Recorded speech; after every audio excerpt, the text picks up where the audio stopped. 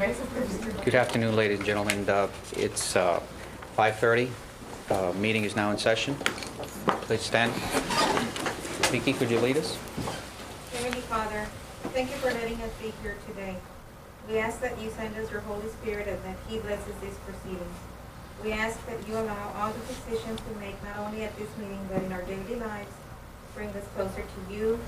And I personally ask for what's in my heart. We ask this in the name of Jesus Christ, our Lord.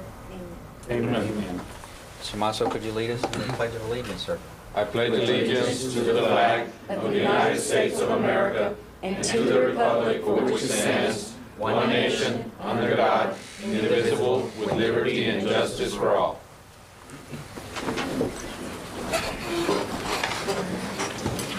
Okay, Donna. Item number 2, public audience. Anybody that... Anybody?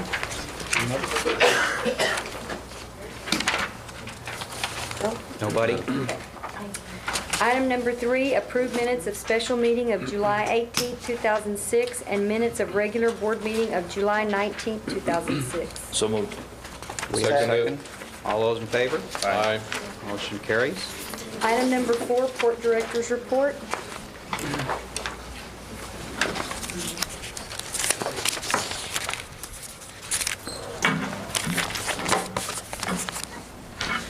Mr. Chairman, good afternoon.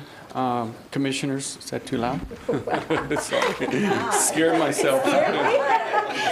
Can you hear me now? Yeah, Red Skelton, you said scared myself. They had it turned on today. Good. Commissioners and our visitors, staff this afternoon. We have some interesting occurrences coming up. One to be noted, we're working very closely with the pilots for several things, but one is the largest vessel that's ever come into the port of Brownsville for dismantling purposes, and it's not done yet. It's not been awarded, but it's going to take a lot of coordination. The pilots haven't said they'll do it yet. This vessel is actually 990 feet long, the LOA, the length of the ship, and but they're going to give it a good try, and I think it's significant that we try to take all these challenges and see them through, because this means 200 to 250 jobs, and this dismantling would take a whole year for this ship. And so if we get it into the area that's going to be dismantled, and alongside there, it'll be a major home run. It'll also provide the community with the approximately $20 million in economic impact and other things. So it's a home run. If they're successful, the Navy awards this to this area, which looks like the best area for them to be able to dismantle the ship. There are 3 more behind it. So if the pilots work with us and we get it in, and I told the pilots, if you get it in, there'd be 3 more behind it. They walked out. No, they didn't walk out, but it was, they said, "Oh no, we thought we just had to concentrate on one." I said, but it'll be 1 a year. So this will be for 4 years, and so the amount of jobs is very important for us to. That's why I told them it's a challenge. We don't want them to do anything that will be not safe, but at the same time, we really need to try hard to make this happen, and they're on board with that. How many jobs will that create? 200 to 250 direct. Those are direct employees, and then you have, the multipliers out. That it'll, all the people that are related to that, the people that do the documentation on the outside, our railroad that takes that scrap to Mexico will benefit. We benefit, so it multiplies way out, and it's hard to say, but it's probably at least 1,000 jobs or more when you talk about the impact.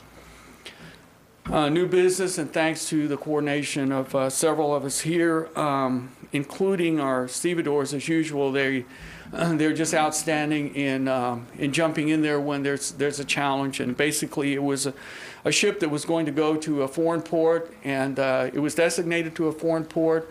and they needed covered storage space. We told them that we would try to work with them. Everybody came together. It was a little bit of a challenge again, but at the end of the day, it was pulled off, and that was an extra 25,000 tons of steel altogether, 18,000 inside, and the rest of it went out on our docks, so on our patios. So that was a home run, and I personally thank Tony for staying with that, and Ray Ramirez, who also, you know, they called me at all hours when I was in Beaumont, and we were able to pull it off.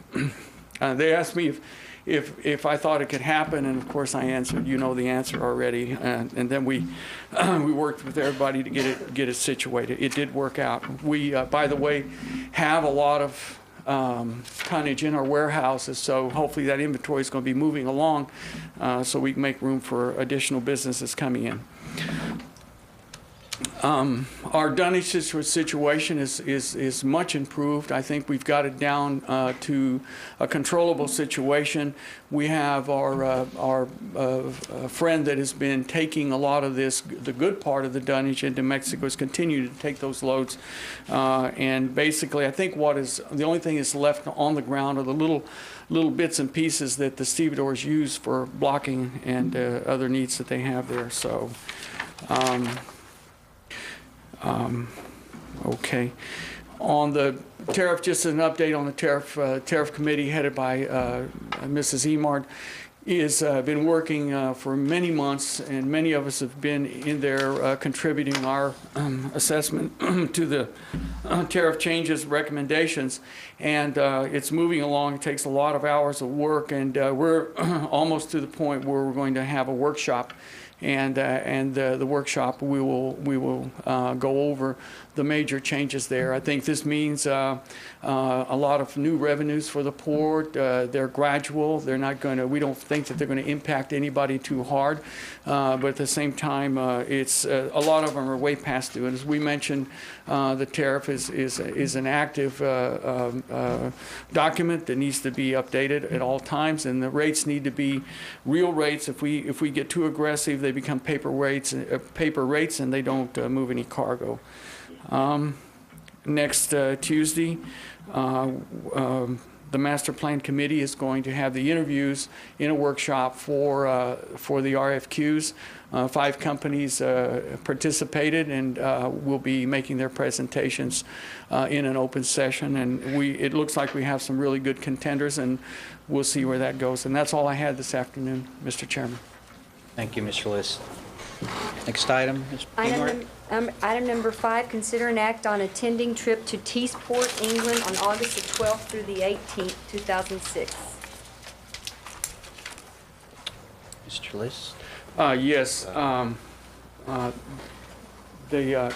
This is by invitation from our number 1 customer at the port, which is APM, and they are inviting us to go over there to sign what you call a sister port agreement, which is a formality as we are bonded together by the same customer. Teesport is the port where the slab is manufactured. It's poured. And it is a port as well, so they put it into the ships over there, and they come this way. All of the slab that comes to APM from Teesport comes exclusively through the port of Brownsville. So there is a partnership there. The event, besides the sister port signing, is one of education, of bonding to understand how they load their ships over there, and how we can better accommodate them over here and work together. In other words, if they stow the slabs incorrectly, it's a lot harder to get them out here. It costs money. So again, the efficiencies are the bottom line of the cost of their product, and so we need to be, learn partners with all of this activity. The Teesport supply of slab to APM is on a contract basis, and they have a commitment for the next 10 years. of 500,000 metric tons each year. So we're talking about a lot of tonnage, and again, that is all exclusively over the Port of Brownsville. APM only uses the Port of Brownsville. So, Mr. List, yes. how does that translate into money? When you're talking about 500,000 tons of steel coming through the Port of Brownsville, what is the impact that it has on economically here on the port? I'm glad you asked the question because it's significant. I don't have an exact number, but a lot of times, as we say, you don't understand what it means until you take it away. But in round figures, that probably would be the equivalent, pretty much 40,000 tons per ship. It would probably be the equivalent of 12 ships per year, so you can think of like one per month. And more or less, depending on the GRT of the vessel, how much dockage it pays, because we charge on the GRT, the gross revenue tons, and so that's what you call GRT. You multiply it out, and that's for the dockage. That's when the ship comes alongside, that's the dockage. And then when the cargo actually comes over the wharf or the dock, it's called wharfage. And then for the wharfage, it's another.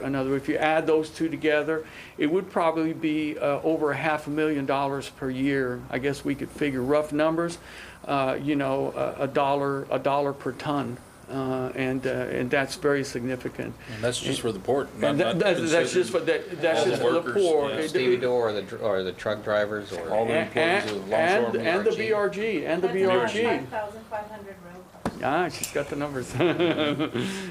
Exactly. So, and then from there, like we were talking earlier, is the multipliers out on all the indirect jobs that are also created with that. So this is something. Doubles, I would say. It's almost double. So the significance of this to us, and it's almost, we feel it's an honor to be invited, that they would take the time to host us over there. They have a program. There's going to be a ship in port to where we will be able to see the operation on site and learn. And of course, people, I believe Commissioner Dos Santos, which has a lot of experience with 30 years of experience with stevedoring, will certainly be our eyes and ears to learn more about how to improve our efficiencies on this site. So I think it's really something, a great opportunity for us. Yes. I personally won't be able to attend for personal reasons, good reasons, but for personal reasons. And but what I will say is I commend the staff and I commend our client APM for actually getting us invited to attend T-Sport, because I think this is an opportunity that doesn't come along very often. I believe we can, as the port, when we get there, we can actually use it to not only try to increase our tonnage, but we can even, find out if there's something else that they're sending to this area. They're already familiar with our port. They can maybe send other ships this way. So I think, and I commend everybody that's going to try to do their best to bring it home. Right. Absolutely. And just to add to that, and I failed to mention that the program is after we complete that mission, then we're going to invite them over here to do the same thing over here. Both ports use the Gottwald crane, so we have exactly the same cranes. So again, we have a lot to share on the cranes, but they're going to come over here, and we'll have a signing over here as well, and they want to come here and see what they can learn from our side. So this is reciprocal. Good. I'll make a motion. I'm sorry. I just wanted to add to that, with the recent trip that we went to Monterrey, and the APM officials told us that the rates or their increases for production were going to increase to 25% over the next couple of years. Are these numbers included into that, or this is separate? This is a part of the slab that they get. They buy from other sources as well. So this is, how can you say, base tonnage that but this is, they are in part partners with that operation over there, so they have some investment in it. Okay. So that's why they get assured that a number of tons, and it's already in a contract. So that's base tonnage. The growth, it could go up above 500,000 tons per year in the future, but they have that minimum guaranteed, which they don't have from other places.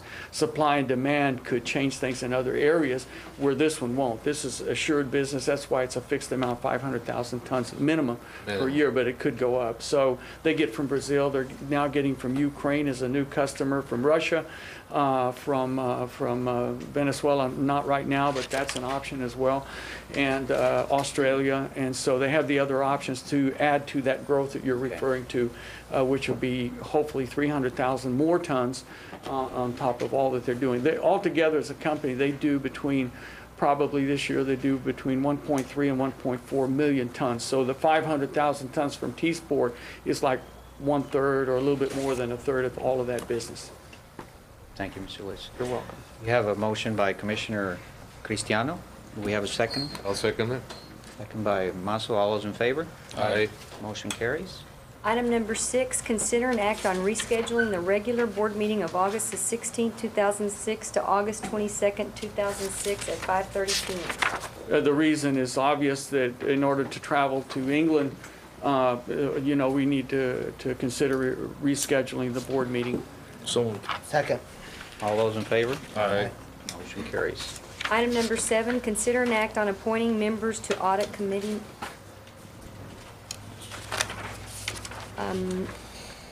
Yes, go ahead. Mr. Carlos Barrera with Long and Chilton has finalized our audit, and last year he suggested that we form an audit committee just to go over the audit. There's a couple of entries in there that he needs some input from the board and a committee on, and so he asked us to either keep the same committee or appoint a new.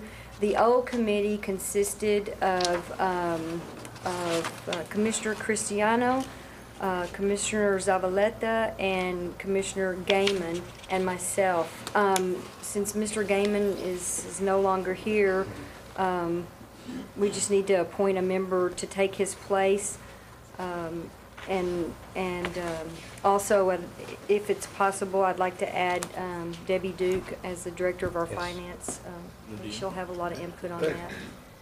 So it was recommended that we appoint the chairman, Arambula, and keep Commissioner Cristiano on, and appoint Commissioner Masso in Mr. Gaiman's place, and then I'm an ad hoc member, and then to add Mrs. Duke. So moved. Second. All those in favor? Aye. Okay, motion carries. Item number 8, receive investment report for fiscal year 2006. The report is in your backup, and we normally save this to hand out with the audit report, but it's been a little delayed, so we thought we'd get this out to you. On an annual basis, we did 3.42% on our investments. We don't actually do traditional investments. These are savings accounts at our depository. We'll be dealing with some investment policies and going out to get some brokers and start doing some real investing a little later as we go on to this evening. But this is just a report to you, and there's no action needed. Do we need a Any motion? questions? No, I think we're gonna be getting There's more no into action detail. required on Yeah. that. We don't need any action on this, Daniel? Just to make the record clear, you might take action to acknowledge receipt, So but moved. you don't approve it. Okay. Second. Second. Mr. Cristiano seconded. All those in favor? Aye. Aye. Motion carries. Item number 9, consider and take action to review the investment policy and investment strategy and to adopt a resolution certifying that the investment policy and the investment strategy have been reviewed and have been adopted by the board.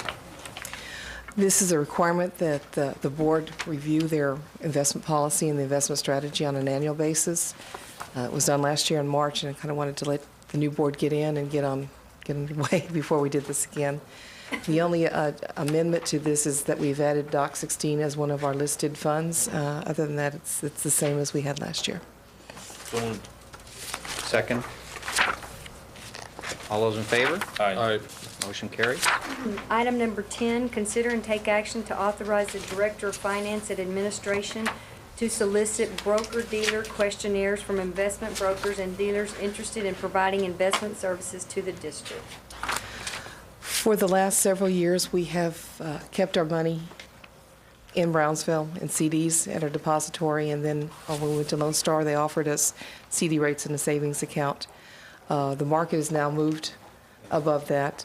Market is running 4.5 to 5.25% if you really look at it. In our policy, the procedure for going out and purchasing investments is that we will solicit bids from a list of approved brokers. And the way that we get those brokers is to have them respond to a questionnaire. We'll be asking the board to appoint a committee to review them and to select a list of approved brokers. So this will be the first step, is to actually go out and find brokers who are interested. And there are a lot of brokers who are interested in doing this. And this will be our first step. This is more of a question, Yes. just to educate me a little bit. When we when we approved or nominated Lone Star to do our holding our money, basically, it was for 2 years. That's correct. Right now, it's been probably about a year. That's correct. Okay. If we move towards a broker, why wouldn't Lone Star function as a broker for us? And I don't know if they do that.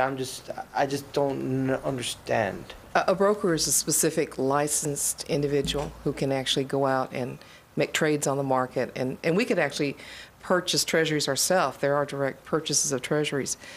But what we do with a broker is we'll go and say, I have so much money and I want to go out 90 days, and I'll fax the list of our broker dealers, and they'll go either to their inventory of what they own or to what the auctions are going to be, and they'll come back and say, well, we can give you 5.5%, or we can give you 4.25%, and this is what we can sell you. We can sell you a Fannie Mae or a Treasury bond or a Treasury note. And from that response, we will then pick which one is the best one that we want. And they're just as liquid as a CD, I guess. Probably more than a CD. We right now have a savings account that the bank is giving us daily liquidity on. It's almost unheard of, because we can go and pull in and deposit as we want. If you bought a CD, it's really not liquid at all. You hold that CD until maturity. A treasury, you can pretty much, they are liquid. You can go back and sell them as you need them. We normally, in our investing that we've done in the past, have not sold them early. We have held them to our maturity date. What are some of the interest rates on the CDs right now? Well, we don't have actually CDs. The savings account is 3.5 in the savings and 2.75 in our checking accounts. Those are set by our contract with the bank, and that for the past, we've been there with them 3 years, almost 4 now. That has been above the market. For a long time, it was well above the market. Now the market has come up, and we're ready to start looking at purchasing some treasuries and things like that. Okay, that's good. Good. You have a motion? I'll make a motion. Second. Motion to approve by Commissioner Cristiano, seconded by Commissioner De Los Santos. All those in favor? Aye. Motion carries. Item number 11, consider and take action to appoint a committee to review the broker-dealer questionnaires and to select the broker-dealers to be the approved broker-dealers for the year 2006-2007. I get almost daily contact from broker-dealers who would like to do our business. So I think that within the next couple of weeks, I could get some good response back to these questionnaires. They're very short. The brokers are used to doing them. They're very standard in Texas. Our policy says that the board itself can review them and make the selection, or the board can select a committee to do that selection for it. And that's where we are now. Questions? Mr. Moss? Whatever the board pleases on that one. You want to form a? We can have, can I give you a list of that, or do we do Certainly. it now? You can, Let me think on some names, and I'll give them to you okay. after the meeting. Then I guess if the board would I was going to recommend. just refer this to if you the want me to chairman. Just recommend it. I mean, I think having Debbie Duke, maybe Donna, Bernie Bernie, and Mr. Martine. Lish? and Can you handle that, sir? And you? Myself. I so move. Okay, Donna? And Debbie Duke. I'll second that. All those in favor? Aye. Aye. Motion carries. Okay, item number 12, consider and take action to adopt the revised emergency operating plan, including hurricane preparation and recovery guidance 2006. How much time do I have? 1 minute. 1 minute. Let's do it. You got, he got a tenth of the time of last week.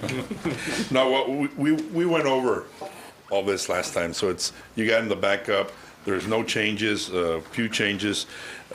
Basically, the important one that we changed was on page 3, which we went over, which all the conditions, we added some conditions to this, which was condition 6, which we now are in year-round, and we added condition 5A. And the 5A is what helps us right now with 5A is, for instance, the tropical storm Chris that we have right now. We're looking at models already of where it's going and where it's going to be. We're already looking at it. You know, it's probably going to be in the Gulf of Mexico by Monday. So we can start planning, and that what helps us with 5A and start planning. I've been in contact with the National Weather Service this morning, you know, to get their feel. Of course, Miami, you know, is putting out these predictions are put out by different models from different companies that put them out for the different weather services, and so you know we're watching this storm.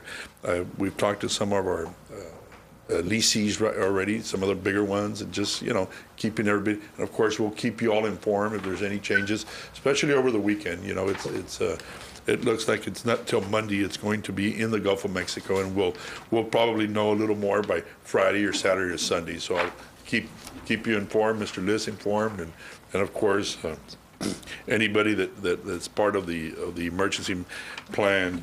And the other changes were on page 18. Again, these are group leaders. These are different groups. We added 2 groups to this, which was the group of the Wharf Operations, which is Ray Ramirez as the group leader with Tommy Alvarez, and we added group number 6, which is BRG, which we added the railroad to our plan, and that's and of course in our plan, which we've added this time also, is the ICS, which is the Incident Command System, which is part of our we added it into this plan so we wouldn't have a separate plan, and this is the inner plan that we work with all our state, federal agencies when they come into the port, what they're supposed to do, what we're supposed to do, and we have had drills with them, and we do work with them on a you know monthly basis and keep up with their planning and their changing and everything else. And besides that, you know, I just asked you that, you know, we've reviewed it. Debbie's been working on this, putting it together and everything, and just ask for the approval to adopt it. I'll second that. Thank you. All those in favor? Aye. Motion carries. Thank you, Mr. Gavita. Item number 13, consider and take action to adopt revisions to the district's code of conduct, remove section 1, item D3 regarding vendor response to the conflict of interest questionnaire, and to amend the definition of the term vendor, section 1, item D1 and 2. Debbie? We added this to the code of conduct and took on ourselves responsibility for monitoring something that we really didn't need to. We've talked to some of the other ports, especially the Port of Corpus Christi, and their feeling is, and we agree, that the law is very clear that vendors have an obligation to report conflict of interest, and we don't have an obligation to monitor that. So we are taking out our obligations to not make any purchases until we get a conflict of interest form back. It's difficult from some vendors, impossible from others, and it's been really hampering us in our purchasing. And the other was we had a pretty generic term of vendor, and we're trying to nail that down a little bit more closely. So moved. Second.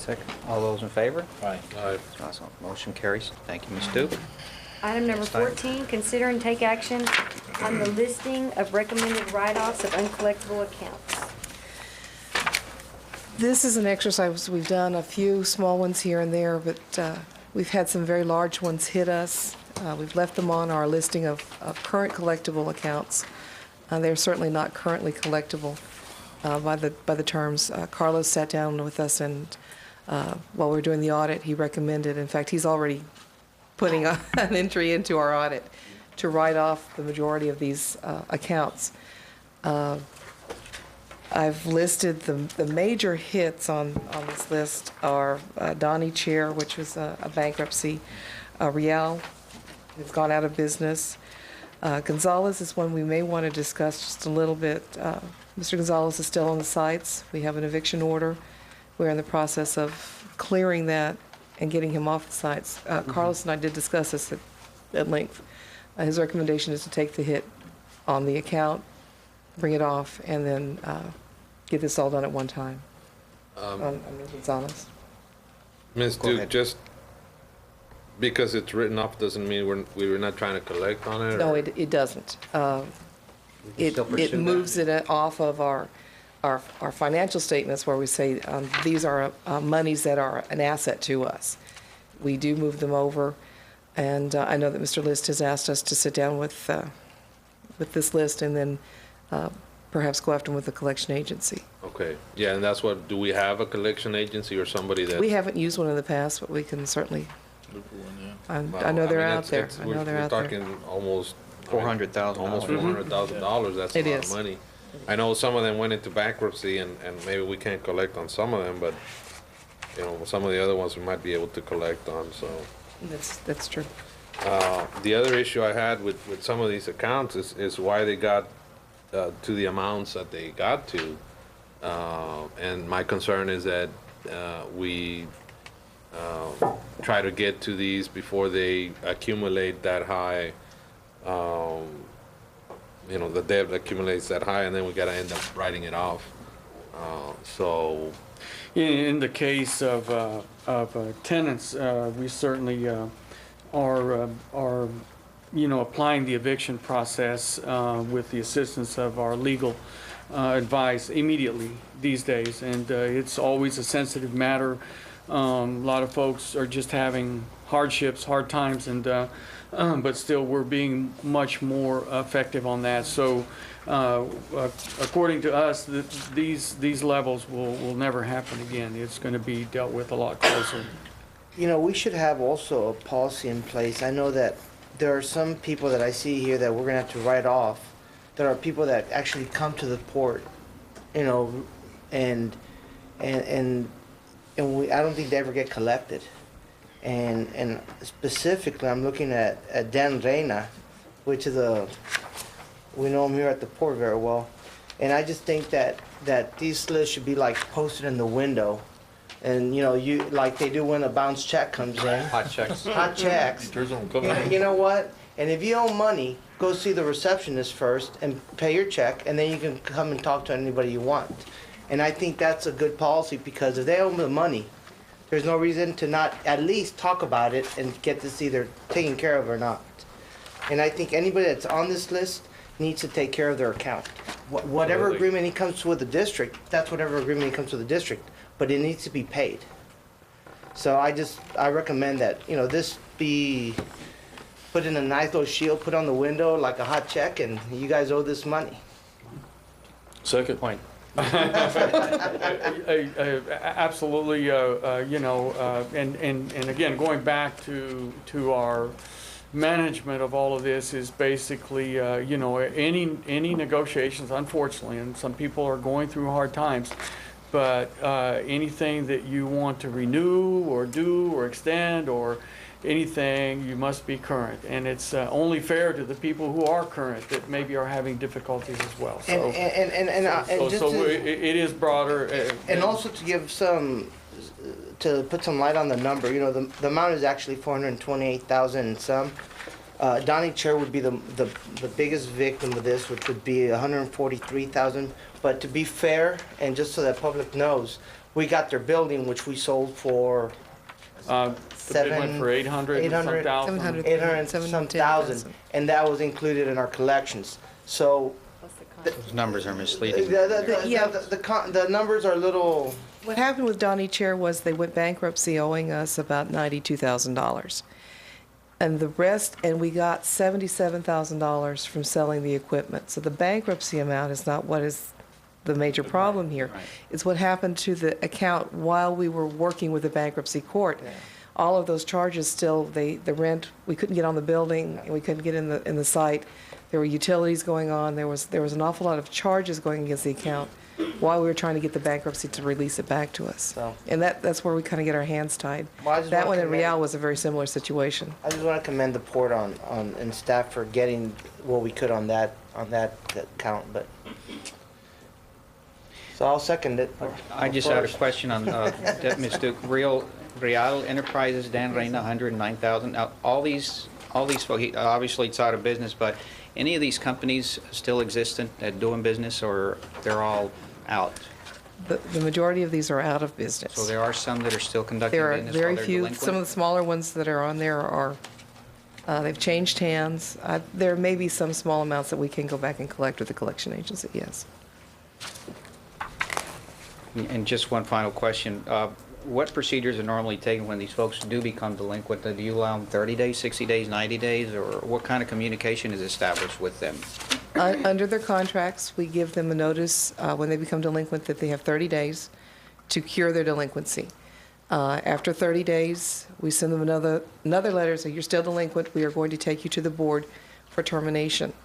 And we take them to the board and bring them for termination. Many times, that does clear up an account that's borderline. They'll come in and they'll bring us some money, and we'll work out some agreements with them and work to get them to a point they can stay on the site. Some of these, there were some extenuating circumstances that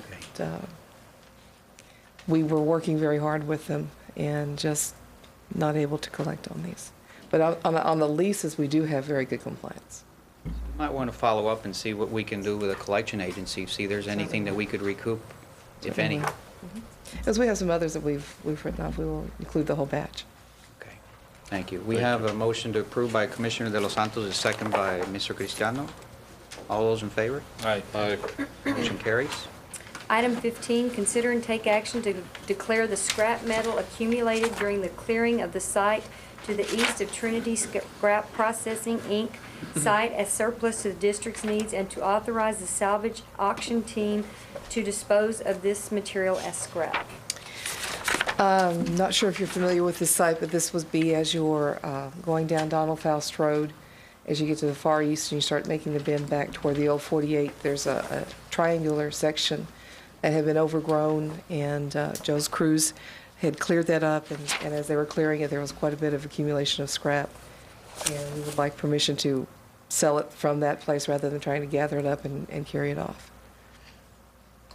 Who's the salvage auction team? Right now, it's Joe and me. Okay, you are the.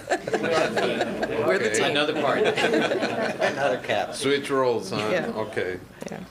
There used to be another member. He retired on us. He retired on it, so I don't know You're the if sole you one. Want Yeah. to appoint somebody else, somebody else, but there was 2 members at one time. There was. Do you find it necessary to appoint somebody else? Would you like to have somebody else? Yes, sir, I think so. So there's a lot of salvage activity. Any People recommendation? don't see it on a daily basis. Get somebody else. Any recommendation that y'all might have? Hector Lopez. Hector it is. All right. The guy sleeping in the back. You're now part of the team. Congratulations. Do we have a motion on this, folks? Motion. Motion by Commissioner De Los Santos. Second that. Second by Commissioner Masso. All those in favor? Aye. Motion carries. Thank you, Ms. Duke. Item number 16, consider and act on the following leases. Item number 1, U.S. Clay LP new lease. Mr. Chairman, Commissioners, Mr. Liss. This new lease to U.S. Clay is to be effective January the 1st, 2006 for 1 year with 2 renewal options of 1 year. It is for the purpose of shipping and processing bentonite clay products for domestic and export use, and the receiving and blending of clay raw materials, barite, hematite, and manganese. The rent is $15,768 a year, and there's additional rental of $4,335.60 for some improvements on the site. That is located here on the south side, right in here, the ex Real Enterprise site. And this lease is ready for the board's consideration. So moved. Second. Motion by Commissioner De Los Santos, seconded by Commissioner Cristiano. All those in favor? Aye. Motion carries. Item number 2, Burnell Marine and Supply, Inc., new lease.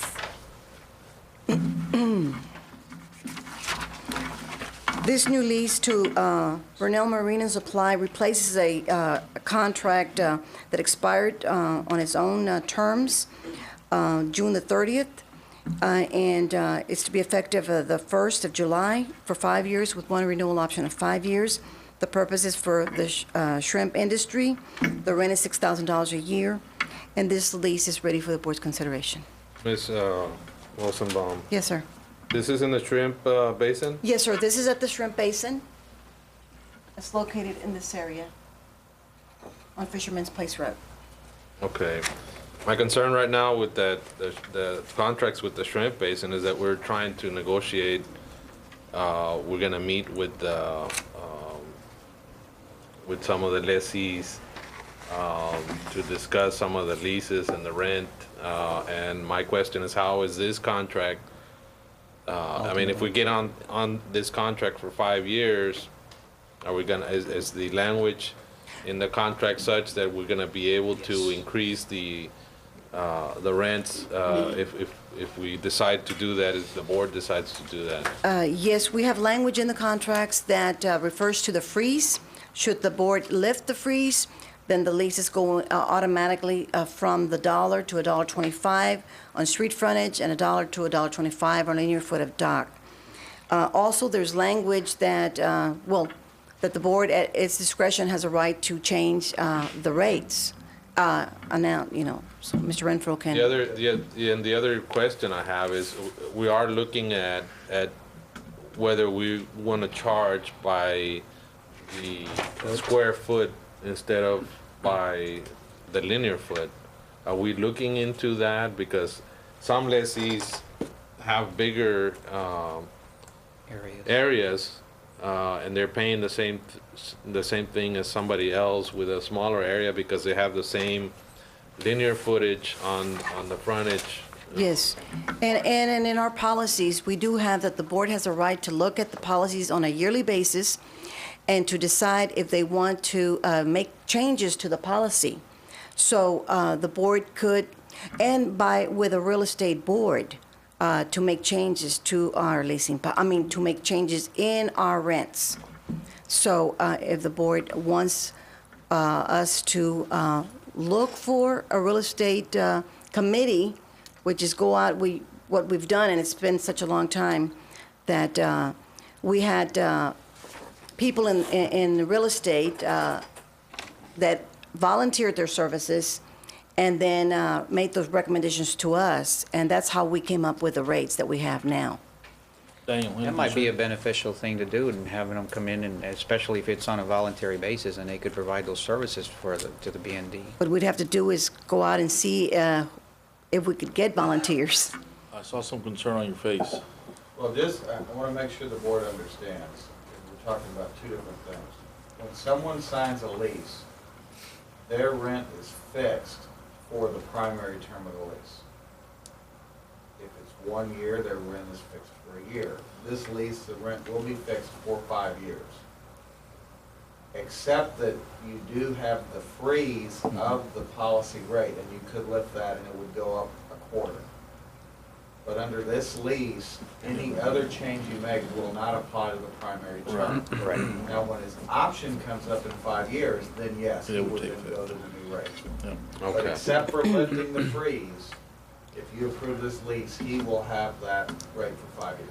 Even if you then go through the process, whether it's through a board of realtors or however you do it, and establish a new current rate, he'll have that rate for 5 years. And Commissioner, in addition to, are you finished? Yes. Okay. To add to your question, we've been discussing, looking at different ways of analyzing this. So yes, we are brainstorming, if you will, to look at other options, and feel that that was done probably for simplicity back then. I don't know the real reasons, but it's worked fairly well. There's some things that are a little uneven here and there. But so we definitely want to look at that, and as the market evolves, the type of tenants that I think that we will be getting in the future may be different, and our ambition is to, you know, if we get companies that will also get other revenues from those, like throughput or other things there. So that's part of it. What else was I thinking? And also we discussed last time, I believe, to maybe give that a little bit of time. We're going to do the visit with the tenants, but give a little bit of time, hopefully, to get the master plan on its way and to get some recommendations from them, because maybe we think we're doing it absolutely perfectly, and then the real professionals come back and make a complete, and that would be a shame. But the other thing I was going to mention is that if it so pleases the board, we can do a temporary lease for 6 months. Can we do something temporary, and then we could go into a more permanent? Well, how far are we from looking at the? I mean, are we going to wait till the master plan is ready? Is that when we plan on having the final recommendation? I would hope that we would go ahead and sacrifice that additional time to be able to have our best information together. That would be my wish. Meanwhile, I mean, we have a lot of work to do. Meanwhile, and again, get the response back from the tenants, what they think, and everything that's been discussed. So. But we could do a shorter lease, you know.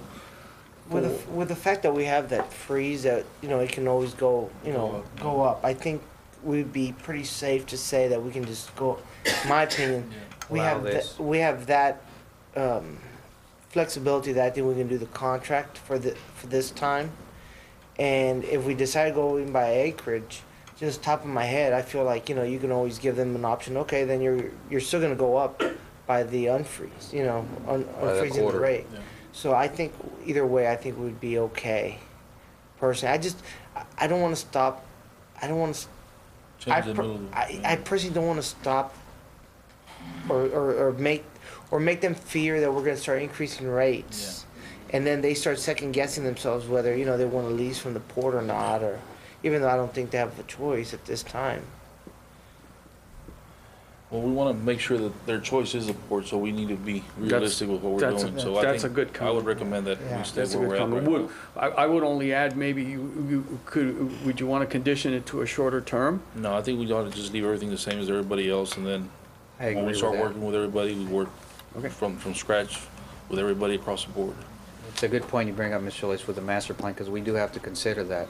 And at that point in time, I would think that we can definitely make a decision on those. A better decision. And I think the master plan, just to answer the question, I don't think it was ever answered. I think we're going to be talking to the people that want to. Tuesday of next week. I think it's an all-day affair where we're meeting with how many? Five different companies. Yes. Then they're going to choose one. I'll find out. I will personally find out then how long they think it's going to take. But I'm sure that it's not going to take months. I think it's gonna take quite a few months before they even come in, because they're gonna be talking to everybody from PUB to the city to the county to see what if they have any plans for us as well, so that they can incorporate it in our master plan. So I think it's gonna be a kind of tedious, long process. I understand even once they come into play, it'll be an ongoing thing, will it not? Where that's what we'll find out. Ongoing, once they complete the plan, they'll deliver it and they'll collect their monies. But it'll take them some time. It'll take them time. I mean, they talk to all the lessees. I mean, they get input from a lot of different people. It's not a short process. From staff, lessees, everybody. Okay. Do we have a motion, folks? So moved. Motion by Commissioner De Los Santos, seconded by Commissioner Cristiano. All those in favor? Aye. Motion carries. Item number 3, Gaiman Shrimp Company, Inc. Amendment. This amendment just changes the remaining two terms that he has of 5 years to 2 one-year options. And this amendment's ready for the board's consideration. Second. Motion to approve by Commissioner Los Santos, seconded by Commissioner Cristiano. All those in favor? Item number Motion 4, carries. Gaiman Shrimp Company, Inc. Amendment. This amendment adds 10 additional feet on Bayou Court. That brings that number to 320 feet of street frontage. And at the fishing harbor right now, what's been the practice is that we've been charging on the longest length of street frontage. And I put maps in your reports, and we have a map up there showing that the longest length is what is on Everglades Road, and that is 462.74 feet of street frontage. And on Bayou Court, they have 310, and by adding another 10, that brings it to 320. So, so that being the case, Where's the, I'm sorry, where's the 10 feet that the they're 10 at? feet is that what's highlighted. Okay. So that being the case, there is no charge for the additional 10 feet because we charge by the longest street frontage, and that is That's where I'm having the 462.74. problem. Because we're giving away 10 feet, but it's not just 10 feet, it's 10 feet all the way to the back. You're charging for the frontage over there, so we're giving property away 10 feet. Let's say somebody else on this side wants another 10 feet, what are we gonna do? Well, in this particular case, and I'm not taking sides here, I want to be very clear. In this particular case, the way that was originally leased to Mr. Gaiman, it was understood that it was up here all the way. And then when they did the survey recently, how long ago?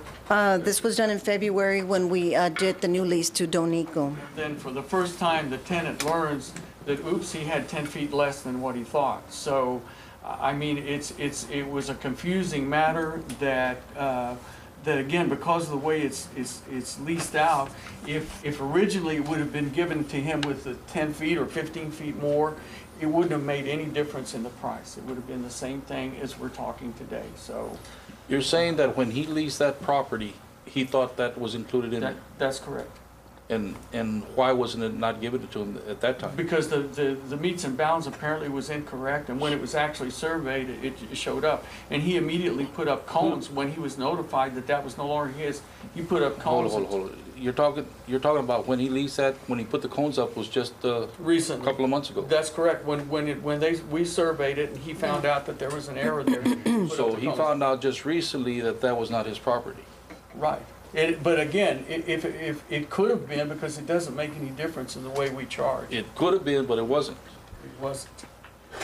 That's right, it wasn't by It was- error, just by a mistake. It was the Mr. Harris' property. Harrington? Harrington? Yeah, but they were friends and neighbors, and nobody knew the difference, and that was the way it was. Actually, no, Harrington had, there's 40 feet there.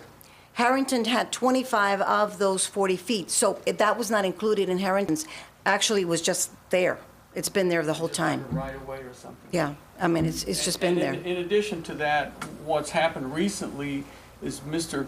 Pimienta, who leases this other lot over here, is now taking this dock as well. So, he's gonna have this other area here, and he's okay. I understand he's okay with it. Yes, that's under an item for consider an act on Yeah, assignments he's gonna be okay negotiations. because he's only gonna pay for 30 feet. He's not gonna pay for that extra 10 feet that's there. He doesn't have a lot of money, and he doesn't really want to pay for those other 10 feet is the way I Actually, understand what he really needs is just the dock. That's right. It's the way you get that dock is if he was leasing the 40 feet. it. No, he just pays for the dock. No, how does he get back there? Oh, he's got the, Pimienta? He's got the other. Oh, dock. he's got direct from this, just like Harrington, because How that. did he get through that? To the dock over here? Yes. Just that has been there, that's been there for over 20 years. Iris Harrington, that's how because he had both leases. So nobody's ever been paying rent for this property? 10 feet? Harrington. Yeah, Harrington was paying for 25, but the fence was left that way. Okay. I mean, the So fence that's has where the been. was? The fence was left that way, yes, between the two lessees. I mean, there's never been a problem between, well, when it was Harrington and Mr. Gaiman. So the fence is right here right now? Yes, the fence has been there the whole time. And we have another 80 feet here? No, it's a total of 40, and 25 of that was Harrington's. But what I'm still saying is, we're giving these 10 feet away. Nobody's gonna be paying for it. Right. If this man needs to get to this dock, he should be paying for that piece of property. They'll We're not be, giving it to anybody else. there'll be 30 feet for him to get into that dock. That's what I'm saying. And we're giving 10 feet away. No, we're not, because the way this property is charged is on the longer rate. Exactly. And so if the meets and bounds originally had have been here, That's he would exactly fine. pay what he's paying today. I'm wondering why it took so many years to realize that, but if he's paying for this property here, because if this is longer, let's say this guy over has a longer piece on this side. I want 10 more feet on this side, and I'm gonna pay for this on this side. Give it to me. Commissioner, the only way we straighten that out is, and change it, is what we were talking about earlier, is adjust it on the square footage. And no, sir, I think you're wrong, because 2 meetings ago, we said that he was gonna pay for that piece of property.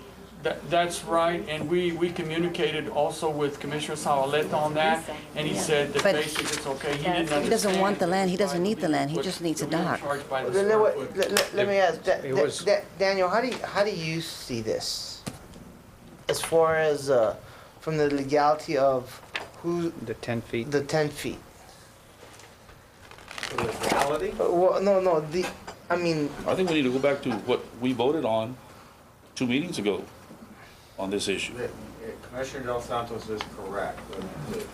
The action 2 meetings ago was to amend the lease and to charge by the square foot. That would be an exception to your policy, and I think honestly it's a flaw in your policy that nobody thought about. That because if you get the shorter side, you can go back, as Commissioner Del Santos said, and stop 6 inches short, and you don't pay. I think that's a flaw in your policy that needs to be looked at. But the vote at the last meeting was to charge by the square foot. Now, you could change that, you could rescind that action, but that was the vote, was to charge by the square foot. And Commissioner Del Santos is correct that because of this gap in your policy, you're giving that 10 land away. feet away. That is correct. Nobody pays for it. But What was gonna be but wait, collected? I mean, if the other gentleman were to request that 10 feet, he would be paying for it. Exactly. That's So, what- I mean, Exactly, we would get revenue from it. We would get revenue from it. But basically, he can't afford it. We're trying to solve a Bernie, if he wants to go problem to here. that dock, he can afford the extra 10 feet there. Don't say he can't afford it, because we don't know what he's got in That's his not what he pocket. tells us. He That's, didn't take the second lease. Everybody that comes in here No, says they don't no, can't that's afford that. $30 more for the land. But, 30, but. no, it'd be $30 more for Mr. land Chairman, and 100. If we, I don't know, you know, again, we're talking about level playing field. But that's another, We on okay, one it's tenant 25 puts, and 10? to charge different than our policy, it just, to 25 me, is a and 10? little awkward, because you'd be charging only one tenant. It'd be like punishing a tenant and charging them It's square feet, 25, when other and people it's have a total of 40. long depths of property and they're not paying for. It's not exactly equal for everybody, it's just the way it's set up.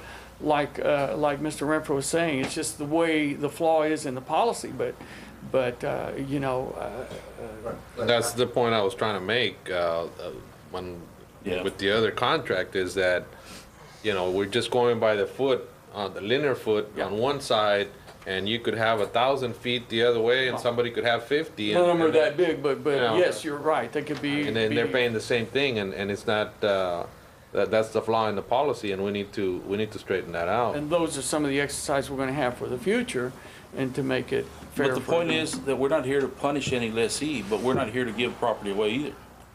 And that's what I feel we're doing right now. Well, again, this particular tenant thought he had it all in the beginning until recently that it was surveyed, and all of a sudden you don't have this, but he could have had it for what he was paying for before. So, you know, Mr. Gaiman, and again, I'm not taking any sides on this, but he's been a real gentleman with this. He said, however the board pleases to fix it, he will go along with it. He even said that he would move his gate, but that's an inconvenience because he's got the gate in the ground and this.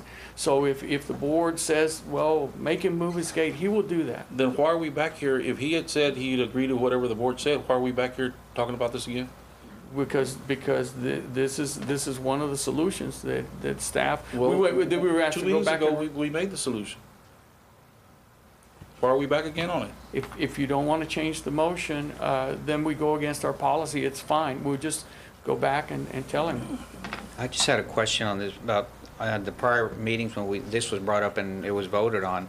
What was going to be the difference in terms of money at that time as opposed to this? This is going to be free, right, the 10 feet? What was going to be the charge on the item that we voted on? About $500 for the remainder of the year? lease. Well, No, for the 2 years remaining on the lease. $10 a month? To Mr. Gaiman after Well, it's 10 feet. We charge by the front foot. So 10 more feet, it's adding 10 feet a month. I mean, it's 10. So you shake your head again then? No, yeah, I agree with that. It was by the square foot. That was by the square foot. Yes. Yes. It's about $500. But you don't really know that because you don't know how much we're gonna charge per square foot. I mean, Because we don't have a square foot rate. We don't have a square foot rate over there. You could easily calculate it. You know how many We square feet? did a rough You know calculation. how many square feet he has now. You divide that into his rent, that tells you what he's paying by the square feet. You measure that little strip and multiply it, and that's what it is. And it sounds like Mr. Liss already done that. Very roughly, yeah. I could see amending the motion, but Peter's not here, he seconded it. But I just feel the port needs to get some money for that, not just give it away. And either Mr. Gaiman takes it, or the other guy takes it to get to that dock. That's all I'm saying. Somebody's Let's got to just- pay. Somebody needs to pay for that part. We can't just say, well, neither one wants it, and the port ends up giving it away. Somebody needs to pay for it. Whichever the two lessees wants to pay for it, they have to pay for it. I was just talking to Mrs. Amart, it is in your policy that you do design contiguous tracks so you don't leave any vacancies. That's Okay. correct. So in terms of complying with your policy, to say, this gentleman gets 30 feet and we have this extra 10, that we're just gonna give away. Your policy says, no, you could make either one of them take it in order to avoid that vacancy. Okay. So you could go back, and I hate to throw this other gentleman under the bus, but you could go back to him and say, there's 40 feet, and if you want it, you gotta take it all. Or you could do what your motion was 2 meetings ago, which is to calculate the square footage. I think it has to be one or the other. Yeah. I'm okay with one or the I other. say we just table this for now. We need to look into this a little before we approve this amendment. We need to look at it, and we need to decide what we're gonna do, one way or the other. Maybe you could get us some numbers, Ms. Rosenbaum, on that footage? I think, did we worked on the number? I think staff already knows the direction that the board is headed with this. Yeah. I think staff needs to go and decide which, we're either gonna charge them for the square footage, which is against the norm of what we do out here, or we force the other gentleman to go and lease that property. Somebody needs to pay for those 10 feet, whoever that may be. So, I'm gonna make a motion to table this item. Second. okay. All those in favor? But just a question. The previous motion still stands that it was by square foot. If we're gonna go back and look at it and work on it, I think we have to go by the motion of the square foot that the board, unless that motion has changed. It hasn't Well, changed. we Hasn't can't changed. change it right now, Yeah. right, because Peter's not here, Yeah. so. Y'all can figure it both ways. Bring it on the next time. Okay, so we can Next figure time. it All out. we're saying is, the land is gonna be paid for, it's not gonna be given away.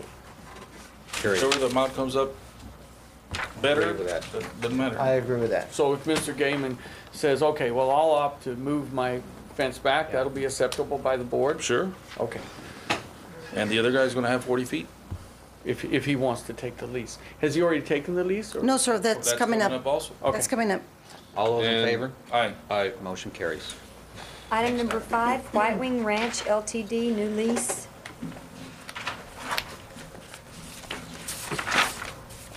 This is a new lease effective August the 1st for 1 year with 4 renewal options. It's for grazing cattle. It's the rent is $1,395, and that's based on $2.25 per acre. And this lease is ready for the board's consideration. Where is that property? It is this area. Up Need to it Highway cleaned. 4. They're gonna clean it. See? We'll get the cows to clean up all that out. Yes. So moved. Second it. Motion to approve by Commissioner Los Santos and seconded by Commissioner Masso. All those in favor? Aye. Motion carries. Item number 6, Global Signal, Inc., amendment. Mr. Chairman, I request to table this item. So moved. Second. All those in favor? Aye. Table. Item number Carries. 17, consider and take action on assignments, negotiation, easements, subleases, and contracts in general. Item number 1, Allied Mineral Products, Inc., authority to negotiate. Yes, this company is asking for a new right of first refusal. Their present contract is due to expire at the end of this month, and I'm asking the board to give me authority to negotiate a new one. They were asking for more than 1 year at a time, and I've informed them that we have a new policy that will be looked at 1 year at a time. So moved. Motion to approve by Commissioner Los Santos, seconded by Commissioner Cristiano. All those in favor? Aye. Motion carries. Item number 2, Sea Garden Sales Company, Inc., and Marine Salvage and Service, Inc., authority to negotiate. Sea Garden Sales has 2 leases at the fishing harbor, side by side on Anglers Place Road, down in this area, which they have for sale, and Marine Salvage and Service, Inc. Is negotiating with them to purchase those buildings and take those 2 locations. That would be 400 feet of street frontage and 400 feet of dock. So I'm asking the board to give me authority to negotiate a release of lease to Sea Garden for the 2 leases and prepare a new contract to Marine Salvage and Service. So moved. Second. Motion to approve by Commissioner Los Santos, seconded by Commissioner Cristiano. All those in favor? Aye. Motion carries. Item number 3, Gulmar, Inc., authority to negotiate. Yes, Gulmar's lease is due to expire August the 14th and with no renewal options, and they're requesting a new lease. And I'm asking the board to give me authority to negotiate.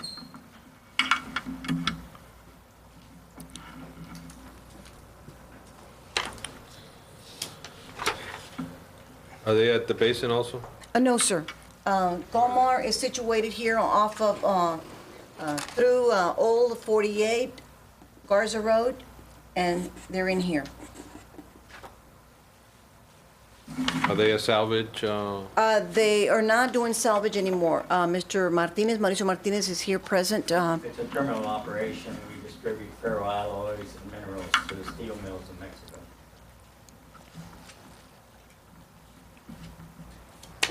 And it's gonna expire August 14th? Daniel. Yes, sir. We Daniel. don't have much time on it. Daniel. We've been at the same location since 1969. Do we have ongoing litigation right now?